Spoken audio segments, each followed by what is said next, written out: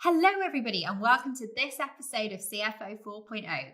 If you're a regular listener, welcome back. And for those that are joining us, we've noticed a recent set of new subscribers in our numbers and figures. So fabulous to have you with us.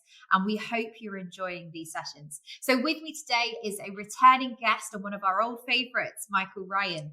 So for those of you that are new to the show, he is a financial transformation consultant. So I love these sessions. We get to talk everything transformation and consulting. So welcome, Michael. Thanks for coming back. Thanks, Hannah. Thank you. Delighted to be back. Enjoyed the last conversation, and I'm sure we'll have as much fun today with the next one. Absolutely. And as usual, I suspect we will go slightly off topic, but that's part of the fun of these sessions, isn't it? Yeah. So one of the things that we were chatting about before the show is we want to talk about the topic of innovation, and specifically innovation in finance. We've got so Michael, this is something obviously you've talked a lot about in the past and certainly recently. So let's just start with, what do we mean by innovation? Well, actually, it's very interesting. I post lots of stuff to LinkedIn, and I basically do be challenging my community to put across their thoughts, and I'm largely come to the conclusion most of finance is actually shite. But I recently, in discovering how to take videos and repurpose them and so on and so forth, found a video which described innovation. And basically, innovation is to improve upon something that somebody else has done. That's in a nutshell what it means. It's not actually to come up with the idea yourself. And I posted this on LinkedIn, and I got something in the region of 80,000 views. In fact, this thing got punched all over the internet between here, North America, the West Coast, Australia, everywhere. And I'm still waiting on someone to actually put a comment in, which is an example of finance innovation. I had all the IT guys jumping all over it going, you need to look at this, Michael. You need to look at this, you need to look at this. And I'm going, okay, cool. How did any of that make finance any better? And my own personal opinion, I have several tech partners, particularly in the data science space. And not everybody, I think, everybody has this misconception that finance people spend their entire lives looking at Excel, and at the moment that a software company rocks into a finance function and goes, my God, these guys are using Excel. They're using spreadsheets for everything. There's no innovation. There's no nothing. This place needs automation. It needs change. And I go, well, actually, there's nothing wrong with Excel. It does the job. You know, I haven't actually found anybody who's come up with a replacement for Excel. No matter how good the kit is, no matter how good the ERP system from tier 1, tier 2, tier 3, you name it, whatever market size it's aimed at, and whatever is the latest data science gimmick, I guarantee you that some accountant will come along and he'll take the output of that and he'll whack it into Excel and he'll check it to see if it was right. And then he'll get asked the question by his boss, which sends him back to Excel to check it again because he doesn't know how to use the system. So actually, I see very, very little in innovation. Yeah, I see very little innovation in how we approach doing finance by the people who do finance themselves at any stage since I've started. That was 25 years ago. Yeah, and I find that it's interesting. Despite the young ones. Yeah. So for my challenge for that is that I feel like there is a time and a place for Excel. So my issue with the volume of Excel spreadsheets is exactly that, is that when you go in, it's all they use. Right. And for me, Excel has some specific use cases where it should be used, and some specific use cases where it shouldn't. And I think the challenge with finance in generally, when you go in, particularly those that are on legacy systems, is the fact that it's all they use. Right. They're not used. And even when their system has the capabilities within it, people don't take the time to actually understand it. And like you said, Michael, their default reaction is to go back to Excel. So until we change that default, then you can't get it out. I've actually seen some incredible spreadsheets. Like I look at some of them and go, wow, right? You know, you're verging on developing an entire program sitting in that one Excel spreadsheet, right? But the question is that the right place to do it? And I'm going to be honest, I think we might be on two different sides of the fence. That's the point of these conversations, is that I don't think it should. I think people need to be aware of the volume and the type of Excel spreadsheets they have, and find the right place for that data and that information. It's my perspective. No, I wouldn't dispute that. But I mean, the question actually was, where do we see innovation in finance? And we don't see it from the finance people themselves. So the default setting on everybody who's been in finance for at least my age is you can't teach an old dog new tricks. So I know that Excel works. And it's basic human nature. Every single finance department gets put under pressure for approximately, depending upon the size of it, 3 working days of each month. -1, +1, +2. Depending upon how efficient and how effective the business itself is after that and the finance function itself, whether it's 3, 4, and 5, or -2 and -3 as well on top of it. But when you're under pressure to do something, you default to 1, what you know works, but 2, and most importantly, you default to what you are comfortable with. So this comes back to, I was actually I was rehearsing a speech for somebody else for next week, and it came, how do you win hearts and minds in order to deliver a successful technology adoption? And you only do it by making people, you have to bring them on the journey, you have to get them involved from the start, you have to get them to understand why you're doing it, get them to embrace it, all that kind of stuff. But their natural reaction to everything is, I get paid to do my job in this box here, and I'll do it whatever way I'm comfortable. You get paid 5 times as much as me, you do it whatever way you like. So you're a generation away. You and I can sit here as highly experienced, technology competent individuals and go, it should be done like this, it should be done like this, it could be done like this. Yeah, you can use Excel in that environment, that's fine. And then we go into a whole swathe of people who, to be frank, in experience and in development terms, are not on the same level. And it's like Napoleon said, you march at the speed of your slowest soldier. The line goes that far if the lad at the back is that bad, right? Yeah. And it's the same with a finance function. It moves, it evolves, and it changes at the speed of the rump of the finance function, which is still using the old system, the old approach, the old rest of it. So I always listen to the tech boys and go, oh yeah, rock in, get rid of the Excel spreadsheets. These are living in the dark ages. And go, hold on, stall the ball here. You need to convince these people that what you've got is better. So you have a degree of responsibility to ensure that change happens. And we are at least a generation away from 75 to 80% of UK companies adopting that within their starting process when they actually start work. Yeah.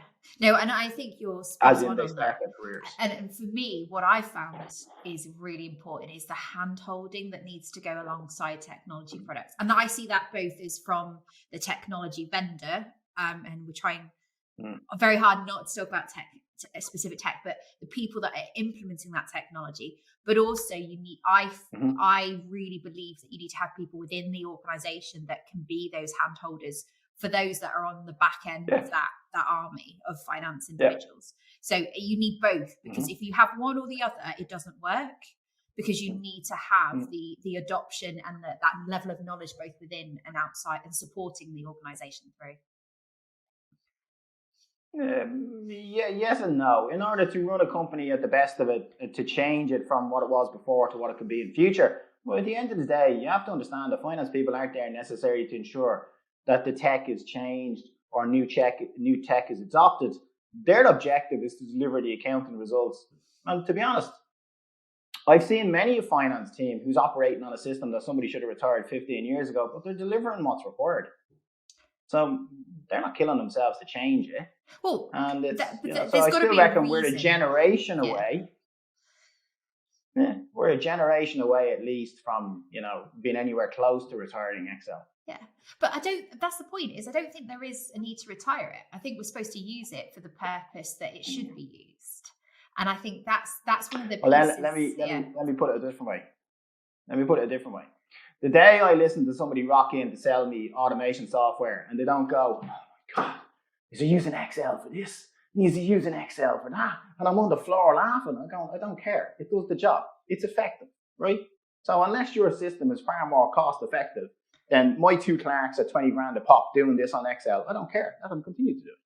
But I think that's the point, isn't it? Is that it's about using the right system for the job. And the reality, in my personal opinion, is that there's lots of things that people use Excel for that it should be. There's lots of things it should be. Like, people like, you're going to get rid of every single spreadsheet. I'm like, God, no, right? I'm not. Like the software isn't also at a stage where you can get rid of everything, right? Well, let me actually take that back. Let me take that back a stage. So there's the first part of this. Are we innovating in finance? Pure and simple, I would say no. I haven't met anybody innovating in finance. I've met people innovating for finance outside of finance, and not one single one of them is tasked with what a CFO is expected to deliver. Okay? So I don't believe there's any innovation for starters. I believe we will go through a journey whereby one generation of staff will roll off and the younger generation will roll on and expect everything to be done by an app or something or whatever, technically and more advanced and all the rest of it. I actually also need to see an evolution in the sales process of technology away from simplistic arguments, which, to be honest, bore the backside off most senior finance people. You come in to tell me the top 3 things and you start off by telling me it's Excel and you're saving me an hour here and an hour here. I don't care. Bring me something that's groundbreakingly different, which brings me to the main point of this. When, with the brains trust that exists across finance, if we can have this conversation and other of our peers can have this conversation, when somebody's going to design a finance system that does not require Excel, why is that such a leap? Why is that difficult? And I think... Why? No, and I think it goes... So there's a couple of really interesting comments you made there, right? So if you ask me why I think Excel isn't completely replaceable, is because of the flexibility that Excel gives organizations that to cope with scenarios that are specific to them. So until we get to a scenario where we have finance people able to write code, which, like you said, is not that far away in terms of generations, because if you think about the generations coming through, right, that could be the future in 10, 15 years, right? Because they're learning code at school. Until we have finance teams that can code and they come in and they develop and build their own finance platforms and apps from scratch as they come through, then I don't think we can ever completely replace Excel. But I also feel like in finance, we could be a shed load better than we are now, right? Because it's, like you say, it's the default we go to. Everybody is like, oh, let's just do that let's just do that in Excel and we'll figure out how to do it better another time. And I think that is the piece that we need to get better at in finance. Finance needs to stop and think more often, outside of those 3 crazy days a month that we know exist. Yeah, exactly. And we need to innovate. I had this debate with somebody recently where we were going over what's the source, what's the cause of a project. 9 times out of 10, I spend most of my time focusing on the day one kickoff to a major transformation program to get the C-suite agreed on what the problem was. And what's the actual reason why I'm stood in the room? You're here because you said you wanted to do something. You want to either transform finance or put in a new system or do the pair of them together or whatever. And in most instances, it's anecdotal evidence that caused it. So if somebody went through either a quarter end, a month end, a half year, or a year end, and those 3 days caused somebody to tear their hair in, and then the consultants are sent for. And I actually do think an awful lot of the team itself and the finance function itself could take responsibility for solving its own problems. But it doesn't. It doesn't carve out the thinking time. It doesn't go, right, there has to be a debrief to every major activity we do. And it's a standard activity at the juice period end. What type of company you are, emphasis, quarter end, half year, whatever. So there's no debrief after that. There's no sit back and go, okay, at a fundamental strategic level, how could we do this differently? What are we doing wrong? And not to do a debrief which says, oh God, that would have been so much easier if the business hadn't let me down. Or there's some lad in procurement didn't do something. Or we end up with 5 reasons and none of them are down to ourselves, So it comes back still fundamentally to basic human behaviors. Can you actually take a good, hard, honest look in the mirror and go, this is what I'm responsible for. Did I do my best? Do I seriously require until working day 5 to deliver a flash result? No, not unless I want to be sacked. I don't. So how do I improve it? How do I take responsibility for making it working day 4, working day 3, working day 2? We've all been gifted these projects at the start of our career. Reduce something, like the Argos one, down to working day 2. And you go around the business and you think of a highly experienced, intelligent lads and they go, I don't know if we can do that. Don't know, you haven't thought of this, you haven't thought of that. I'm going, you've been doing this job for the last 10, 15 years. You've never thought about it once. When's the last time your boss stuck you in a room and you went, any chance you'd improve that? Is there any particular reason why I'm waiting until 3 days to know exactly what my sales numbers are? Any chance you crank it a little bit faster? Are you seriously going to make somebody redundant because they make an improvement in the end-to-end, in the R2R period end process and improve it from working day 3 to working day 1? You're not going to make them redundant. You've got to give them a bonus, a pay rise, and a pat on the back and tell them, thank Christ you managed that because this is what the business is run on. there's not enough of that self-reflection. There's not enough team reflection. There's not enough challenge to what you're accomplishing. There's just, let's just get the job done. We get the job done. We go to Pizza Express, pat you on the back. That was great. There, you had to work late during the week, deadly stuff. Not looking at it and going, you have to work late during the week. Why? And don't sit there and tell me that it's procurement's fault. Or the lad in the fixed assets team who's no clue what he's at. Oh, he didn't get me cost-based report, so I couldn't do the sexy part of accountancy on working day 3 in time. The CFO is killing me and it's your team's fault. No, take responsibility yourself. So it all fundamentally comes back to what's the caliber of the individual that we're feeding into the finance process, which means what's the caliber of individual that we have in the profession. So are we getting the right people into this, or are we just getting, it's a job?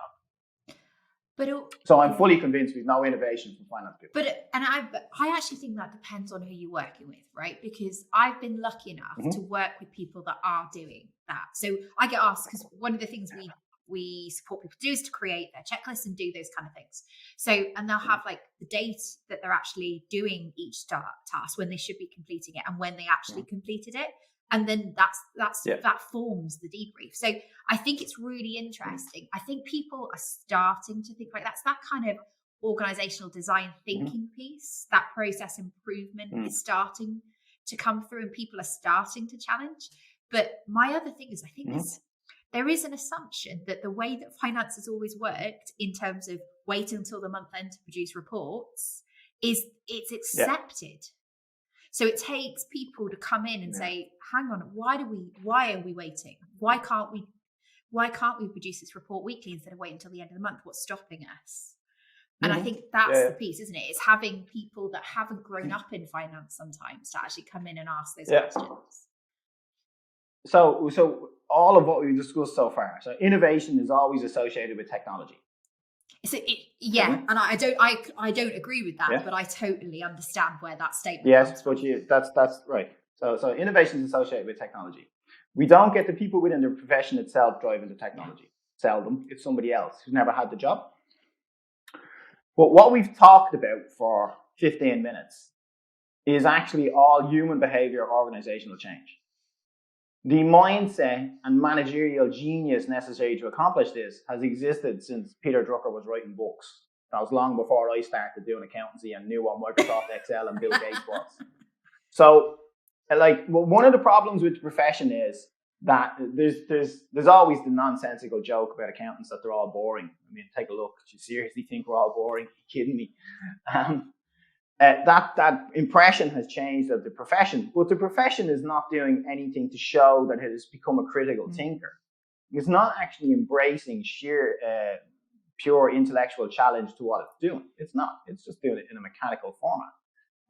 It's not stepping outside the box and challenging it at all. I always, when I do payables conferences, I ask them, 400 people in the room, absolutely devoted to processing invoices. And I go, anybody ever know the history of the invoice?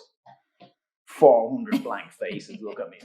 So you guys are, you get paid to do this. You're getting paid to manage them. She's getting paid to manage you. And you all exist in order to process this on the basis of a couple of 100,000 of them a year per organization. And not one single one of you has ever questioned the basis upon which it's done. So nobody does that. They don't do critical thinking. Otherwise, somebody would have taken intercompany accounting in a room and shot it a long time ago.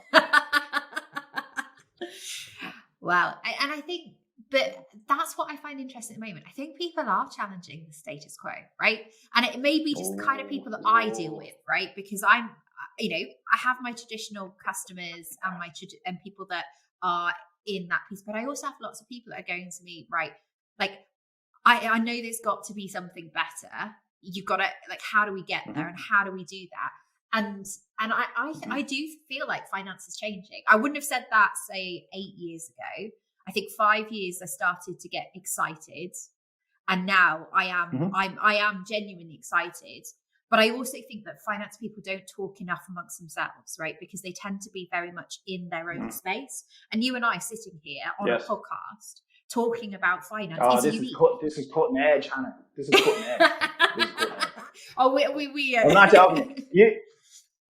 You won't find two other finance professionals anywhere in the UK sitting here arguing the toss over whether there's innovation in finance. Because the first one to come on and go, yes, I'd like to explain to you what innovation in finance means. And then I'll give you some example that's got absolutely nothing to do with me and to do with somebody else's company over there. And then we'll have a softball conversation where you'll then come back in and you'll go, oh, I totally agree with you there, Michael. That's absolutely brilliant. And then we'll rock on. Nobody actually has a debate. There's about time that somebody took the Irish approach to running finance to the UK's 20,000 mid-sized and above companies and went, would you give me a break? Would you? Is there any chance you'd engage your brain? Your turn. So after you've insulted the entire of the UK on the podcast. Oh, I didn't. What I did was in one stroke, I challenged it to adopt the critical mindset, which en masse it is failing to do. Yeah. It will only do it, in my experience, when 5 or 6 of them rock into Wetherspoons at 7 o'clock on a Thursday to moan about how hard period end was, and then when they sober up on a Friday, they'll have forgotten about it, and they'll do nothing about it either. Yeah. You are an outlier in your profession in hosting these conversations. Yeah. And to be very fair, it's really, so obviously outside of working with people in finance, I obviously speak to a lot of consultants as well. And it is really interesting how even then there isn't enough creative thinking. Like, so I look at every single feature that I get hold of and go, how many ways can I use this? What can I use to change it with? What impact could that have on an organization? And applying that rather than... You're talking about technology features. Not even, so technology, but also thinking about... So a lot of the challenges with technology is people come to technology vendors with a problem and then they solve it. That's how they generate their ideas and their pieces. Whereas actually what I prefer to do is say, look at the technology and go, how many ways can I use this to push the boundaries and make that organization better, rather than the other way around? Because for me, the problem that people think they have is not always the problem they actually have. Right. So the problem they'll come to me is my month end is, it takes me 3 weeks to do my month end. Right. And that is a problem, but it's not the problem. The problem is they can't surface information to the organization quick enough for them to make good decisions. Yeah. So because every company needs at one point you pull that off. But for me, that is the problem. So, rather than just focusing on month end, the conversation needs to be, how do I share that information? How do I give the business what it needs so that finance can close the books in a way that works for them, and get to those end figures? Yeah, I'm not disputing that. We're on the soapbox. This is why these podcasts are so different, isn't it? We both get on our soapboxes. It's still not. It's still not innovation. No, innovation doesn't exist in finance. But if you go back to your definition, somebody, go on then. How has Excel improved? Well, I think that's the point, isn't it? Innovation is not coming up with new ideas, as you told us from the beginning. It's about improving on the way they do this. Yes. And I would say finance is innovating in that it's improving on how they do things. It's making things better, but it's not innovating fast enough.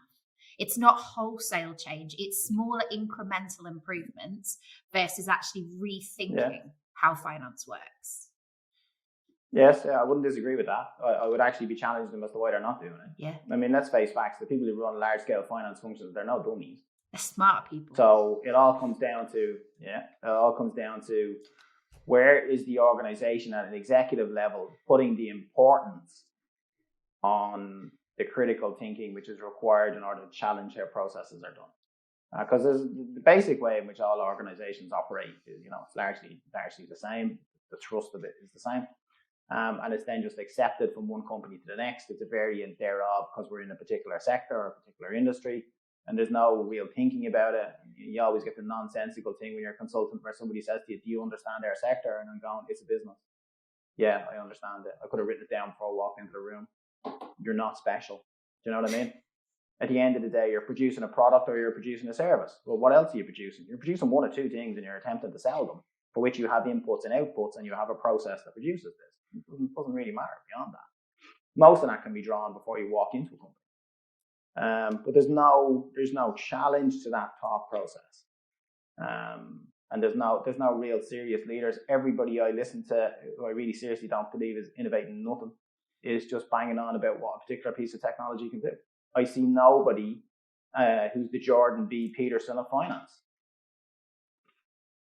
Canadian psychologist.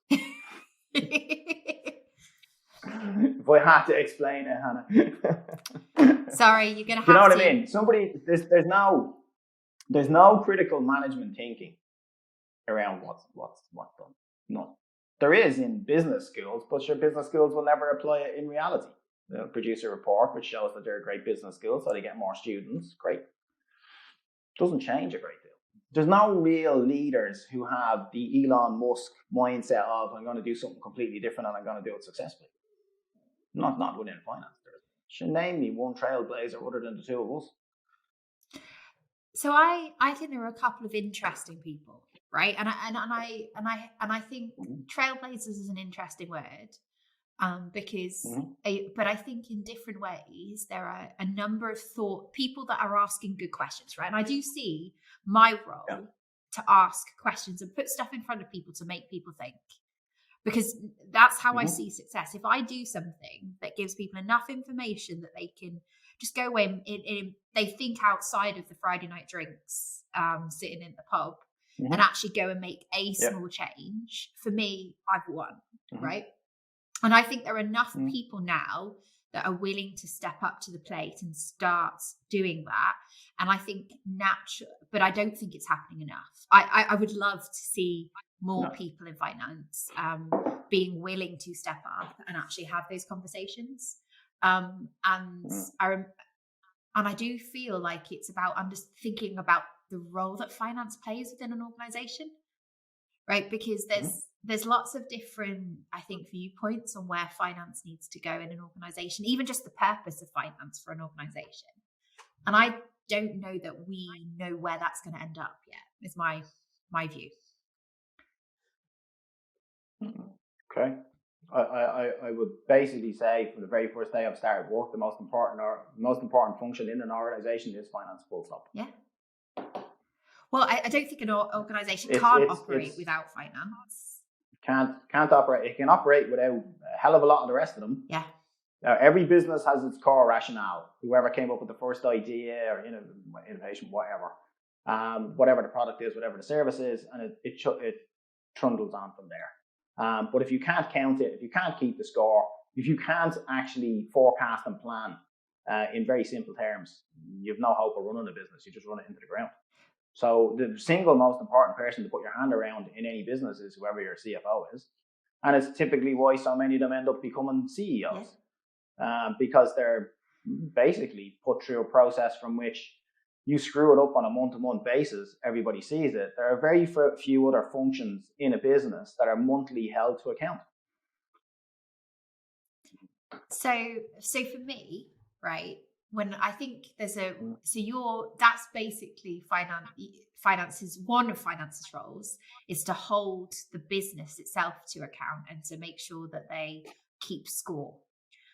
And I liked your terminology there about also it's the finance's function to give direction or forecast and plan the way forwards. And I think everyone's so focused on the function of keeping score that they've lost and maybe not given enough focus to the other pieces of the puzzle that finance needs to focus on. But I think you're quite right, and all of the big consultancies will show you the balance circle and scorekeeper and promote the business and planning and forecasting and all of that.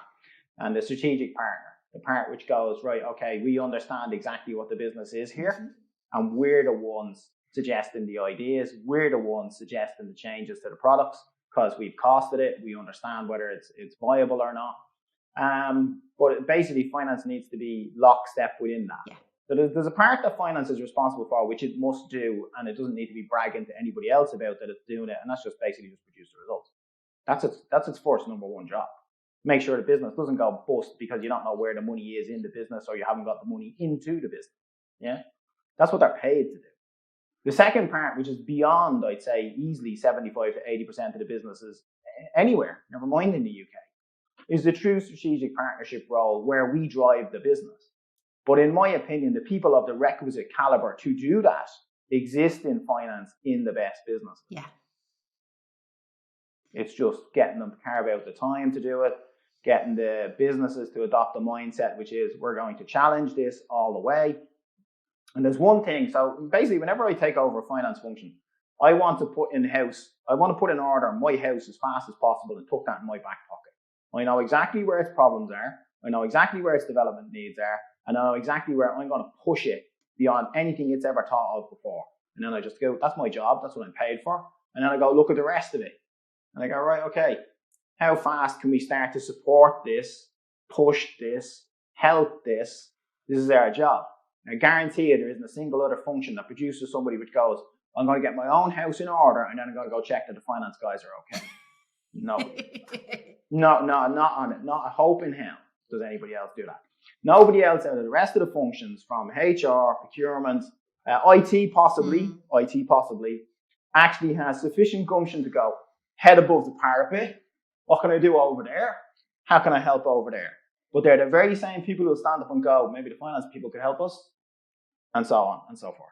So the best caliber of individual generally in the majority of instances will come from finance.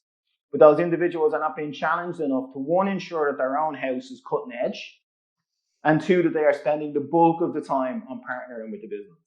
Now, it's not rocket science to be suggesting that the people who manage the numbers should be the strategic partner to the business. And a lot of people make a great big song and dance over this. To me, it's just the basic stuff. Producing the numbers is not intellectually challenging. It isn't. It's a rote process exercise that all finance people go into. And depending upon your point in life that you're at, you go, right, I'm responsible for fixed assets. And that's okay. I'll do that and I'll go home. Cool. Don't be bothering me. And I'm fine. I'm looking at you, you're sitting there and you got 5 kids and you're like, just do that for me. That's cool. And I look at my controllers and I go, I'd kind of like expect a little bit more. So you make sure that this works well. I challenge you to make sure that this works better. And then you start giving me ideas as to why those 4 functions over there could work better. And then I'm going, right, okay, now we're getting somewhere. And this builds up through the layers of the organization and the team. And then the finance function itself looks out and across and it goes, how do we make all of this better? Because we know the numbers. We understand the impact of what the rest of the business is doing with its head down, beavering away, producing kegs of beer in order to sell to some lad over here. We get that. We know that because we see it every single day of the week. Now, what are we going to do to help them? You know, it's all in our best interest. So I'm a great believer in all of the finance teams are sent out into the business to learn what the business does and let them go out and do it. I remember shoveling kegs off a truck for whitbread back in the 90s. Not that you really seriously need to teach an Irishman how a bar works, but anyway. I did think they took a risk making me stock accountant, but hey, you need to do that. You need to live and breathe the business. So if we come back to some of the original stuff, is there innovation in finance? No. Is there a desire amongst the top 1% of people who are involved in finance? Yes, there is. But you're an outlier. You're not common, right? So, and there'll be a whole host of people who come on and go, oh, that's not true. I've done this. And I'll go, well, go on, show me what you've done. I'm going to still be sitting here looking at the screen. That is nothing, you know? So the whole approach to this has got to be challenge yourself, know your business backwards, challenge your business, support your business, and focus on the intellectual challenge and the organizational development and the behaviors and the teams and the people so that a business starts with all of the right things in place. So that's why I still come back to the fact, Park and Excel, it's the next generation of businesses that will be set up with people who are switched on to succeed from the start. And that will just work by osmosis through the business. And nobody should be hired in a mid-sized business who does not know what that business does. And actually, I'm a great believer in rotating the jobs. And I always did that in finance. I'd rock up on a Monday and go, right, okay, we're on working day, whatever it is, working day 10. So you guys aren't under pressure. You guys go start doing their job and vice versa. And within 5 minutes, you'll both work out you need the desktop procedures, and that's your problem. You're going to learn now how this works. Now, that attitude needs to be taken out of finance and through a business. I would take the 3rd week of every month, because whether we like it or not, finance still functions on it, and go, right, you guys go out into the shops. You go out into the Argos store. You go out and learn how this process works at the front-facing level, which faces off to the customer.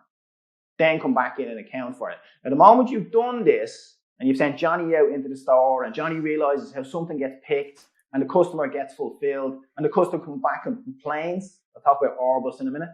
Or the customer comes back and complains, and then there's a loop.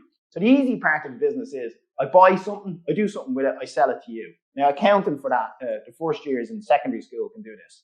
The complication is I buy something, it doesn't turn up in the process in a one-to-one relationship, and it goes out the door in a 1-to-2 or 1-to-1.5 relationship, and then they get it and they go, I don't want it. This isn't what I asked for. I asked you for 8 chicken McNuggets and you've given me 6. This has to go back through the process. So what screws up the bulk of finance accounting processes is the bit that's churned back in from once it's actually hit the customer. The one thing which screwed up Whitbread Beer Company's ability to balance its stock account was Orbus. And Orbus is returned beer unfit for sale. That's what it is, in case you ever wanted to know. Now, no matter what business you're in, the moment it reaches first contact with the customer will tell you at some point they're not happy. Now, if you've got somebody in a finance function trying to deal with the simple stuff and they're struggling, and then you hit them with the return, the exception, with the bit that's wrong, with the bit where the customer's needs were not fulfilled, and so how do we account for that? So if you don't get the basics right, you can't handle the stuff that's thrown at you, so no plan survives first contact with the enemy, right? You most definitely can't get the blue sky thinking, which is the next step down below that. And all of this is up here in your ability to handle what you're responsible for and what you're paid for, which a lot of people seem to forget about. You are paid to do a job. Make sure you do it right. Then let's take it on from there to what you could do better. Then let's take it on to there to how you can help your fellow, I was going to say your fellow countrymen, but the same person in your business. So, your teammates, your employees, all the rest of it, your peers. And that is a complete mindset shift in walking in the door when you go to work for the first time. So we haven't hit that generation yet. I don't know what generation we're going to call it because we seem to have run out of letters. We're on Generation Z. So this is, I was telling somebody for a speech recently, is Z cubed. Yeah, but I also think, right, just adding into that, because I also think there's a lot of complexity that businesses create for themselves. So you say like customers pushing back and doing that, but like a lot of conversations that I have with finance is that actually they spend most of their time cleaning up after the wider organization. So somebody in sales has made a decision around how they sell something that's outside of the norm because they need to hit a target, and drive something.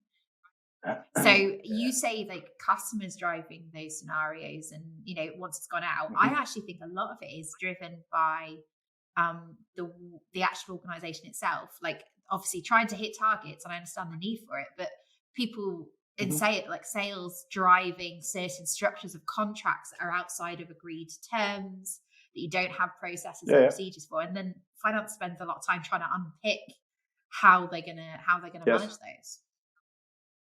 Yes, and I don't dispute that. I would add that on to what I said earlier. So, but my approach to that is abdication of responsibility. So there's a piece of this which finance, because we get sent different finance functions to turn around.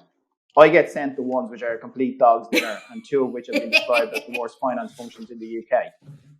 And I get sent these to turn around, right? They're substantial organizations and they're complete and total mess. Yeah. The people in them want to succeed, though. That can't be forgotten. But the reason why businesses end up in a mess, siloed function by function, one function causing the other function a problem, is lack of strength of leadership. So every single thing that I put across to you is a human behavioral trait. It's got nothing to do with innovation in finance. Your ability to stand up for your team, your center, your function, everybody has a responsibility the entire way up the line. And the other functions, they will operate in a vacuum.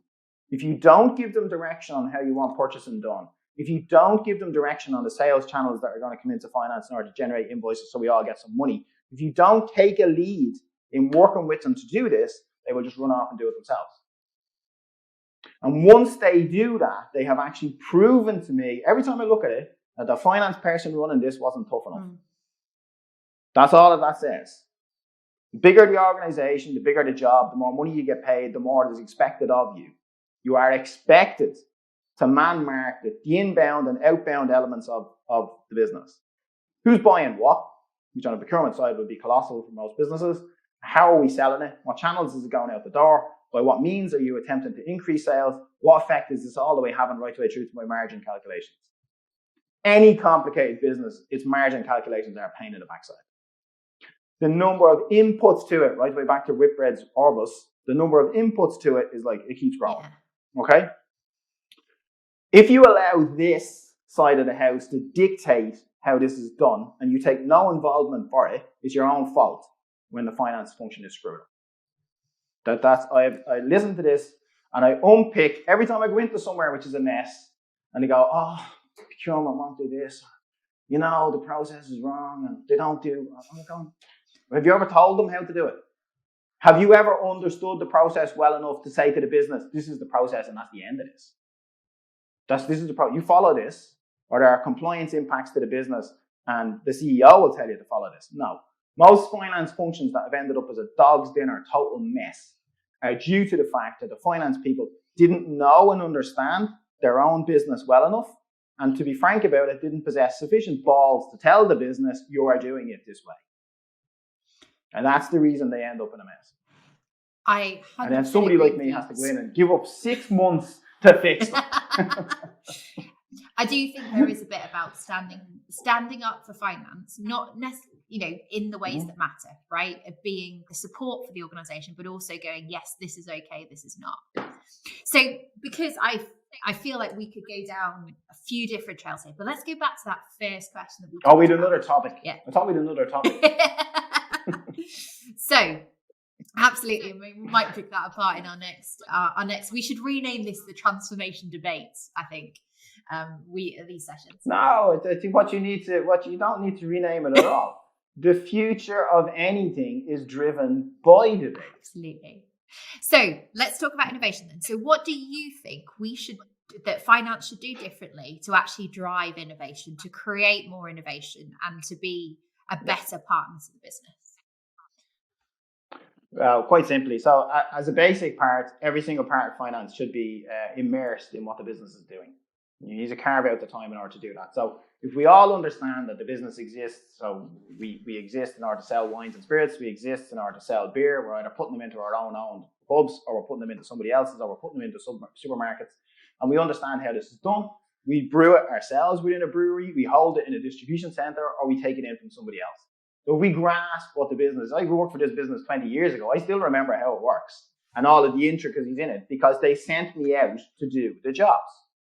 And then I came back to the head office and I went, right, we have the world's most complicated stock account, but these are some of the reasons why.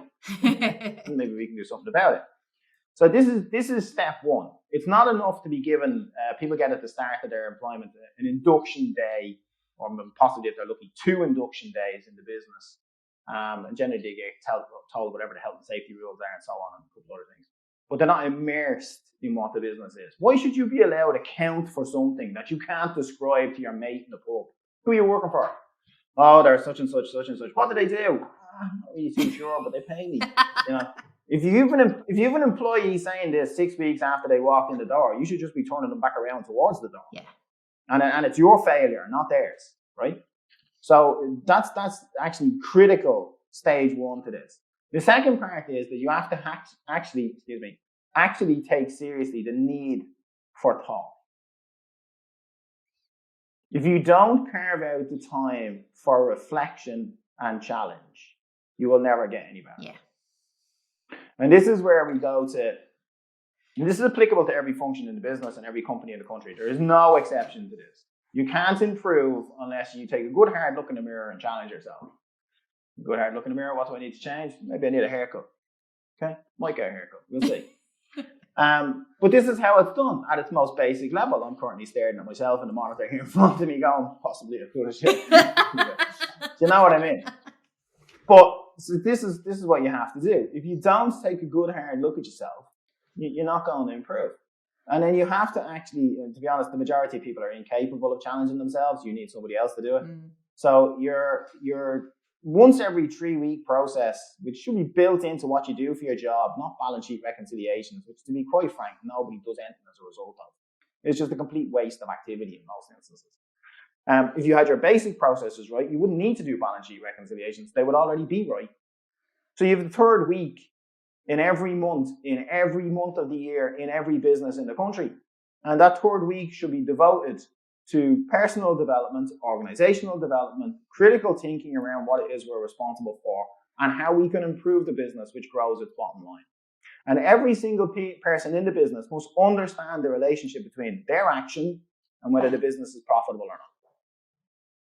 In every commercial enterprise, you can argue the toss for whether it's a university or something else. If a business exists to make money for its shareholders, if you don't grasp your role in that from one end of it to the other, and what impact your actions have, then you're not immersed in the business you're working for. So these are the things. And week 3 for me is I've often taken people aside, and I know when they reach the stage in the month where they're just basically ticking along, having chats and, taking it easy. I've got, right, we're doing something different for the week. We are actually going to do this. I set up a management academy in one of the places I was in. I took all the middle managers. I says, right, there's a room. Come out of there with an idea. None of your bosses are going in with you.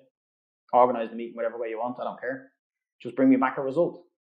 They brought me back a result. Suddenly they felt they were trusted.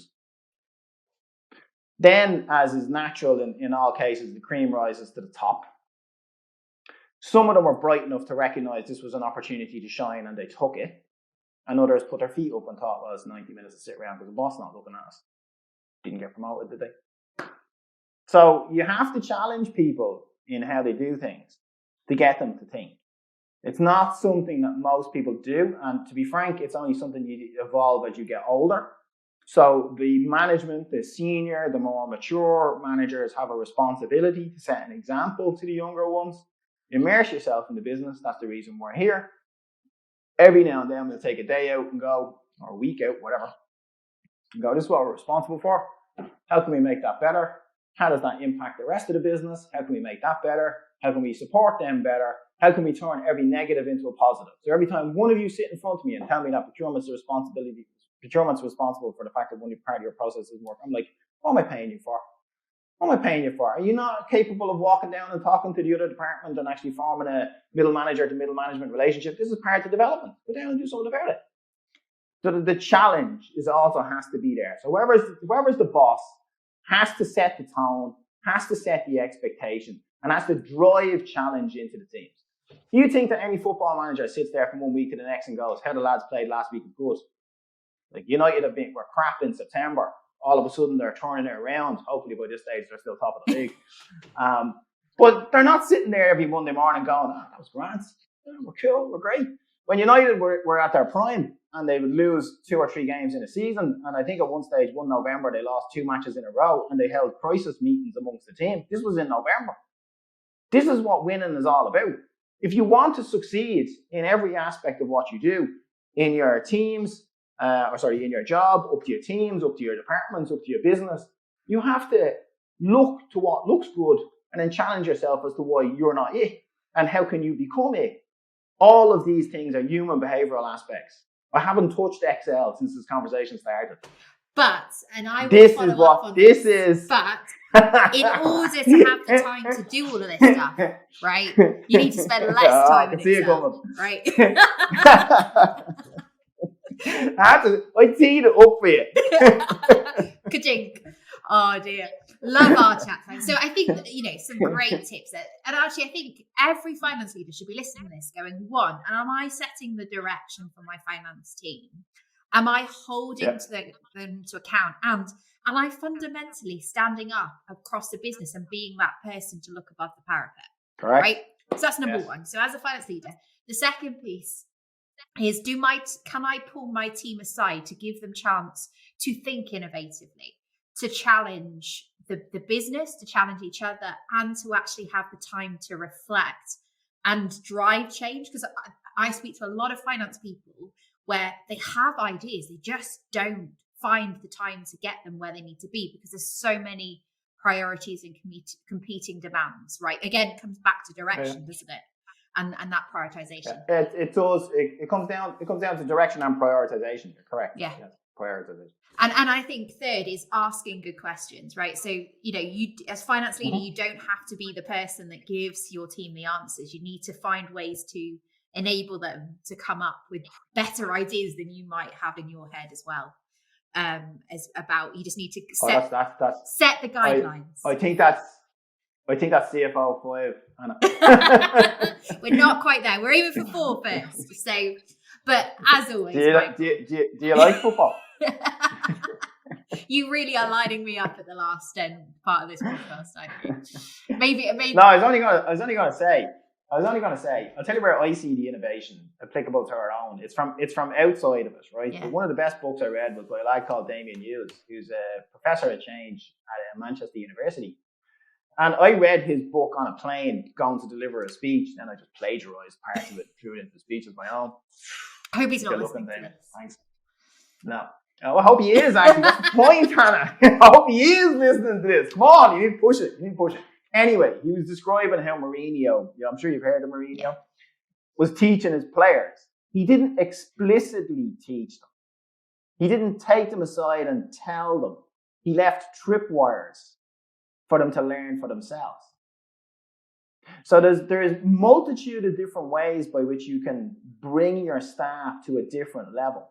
And so I would encourage finance people to look at thinkers outside of their own domain, outside of business, outside where you typically expect to find them, and think to yourself, right, how are they getting somebody to do something different? Because the one thing you learn when you go through all of this is you cannot make another human being do something if they don't want to do it. You can't. It's impossible. All the critical thinkers in the world will tell you it's impossible. You must embrace the fact that you need a haircut before you'll go and get one. And that's not just because I'm a man, right? Everybody has to embrace the fact that they want to change. And the way to do that is the environment you create for them to learn. Yeah. So this is why the true essence of managing things, I often get asked, do you need to be a finance guy to run a finance shared service center? The answer is no. You need to be able to manage 200 people and get them thinking all the time. So you need to be able to do it. Let the rest of them do the accounting. You need to create the environment from which a person is going, what's the boss going to get us to do today? And they're switched on because they know the fact that you're going to challenge them to do things in different ways. And they're like, what's he going to come up with next? There's no way of guessing it. And then they're thinking like that. Then they think like that down the line to the next people. And then they're nothing like a shining beacon, because I always believe the finance function is the best function in every company. The finance function shows that it is 10 times better than every other function. And to do this, finance leaders must set the scene, set the tone, lead by example every single step of the way until your own people are ready to push you aside, right? And create the environment from which they learn. Don't tell them the answer. Don't give them the answer. Create the environment from which they can work it out themselves. Then you've just created somebody who's better than if you just told them the answer and expected them to do it. Then your function just started to grow. Well, it's all up here, down there for playing football. Brilliant. Well, thank you, Michael. As always, it's been an absolute pleasure, and I always enjoyed the fact that you make me think while we're on these podcasts. So if you've enjoyed today's podcast, you listen to this, you've got questions, you've got topics you want us to talk about, send it through. You can find us both on LinkedIn, or message us directly. Comment on the podcast, or email is also available. So thank you to everybody that's listening. I hope you enjoyed it, and we'll see you next time.